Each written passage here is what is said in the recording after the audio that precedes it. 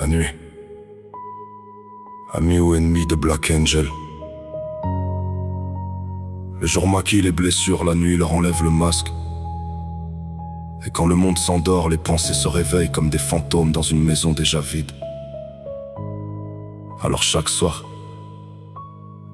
la même question revient doucement. La nuit, ami ou ennemi? Il y a des nuits qui ressemblent à une main posée sur le cœur, des nuits lentes, presque tendres, celles où le silence devient une couverture sur les épaules fatiguées.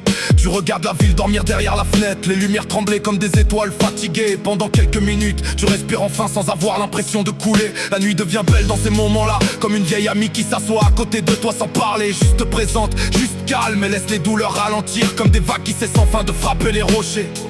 Et tu te dis que peut-être tu vas réussir à guérir un peu.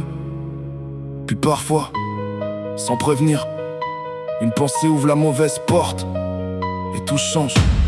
Parce que la nuit, c'est pile ou face. Soit elle pense des cicatrices, soit elle les rouvre une par une. Soit elle calme le bruit dans ton âme, soit elle transforme le silence en tempête intérieure.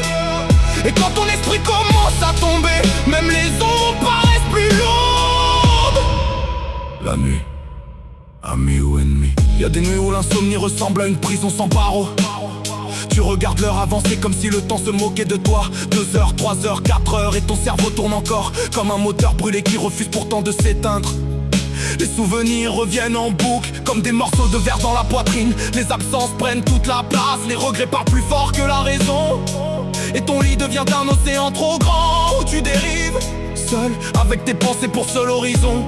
Même fermer les yeux fatigue, parce que derrière les paupières tout recommence encore. Le pire c'est pas toujours la douleur, le pire c'est le vide après la tempête. Quand plus rien ne fait vraiment vibrer, quand rire devient mécanique, quand sourire ressemble à un réflexe appris, comme une lumière laissée allumée dans une maison où plus personne ne vit vraiment. Et les gens ne voient rien, parce que certaines détresses ne font aucun bruit extérieur.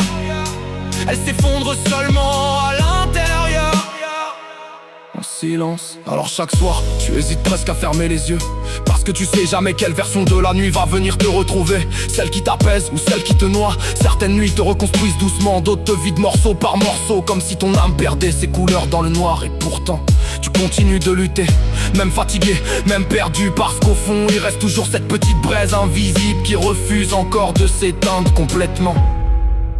La nuit est étrange. Pour certains, elle est un refuge. Pour d'autres, un miroir impossible à fuir.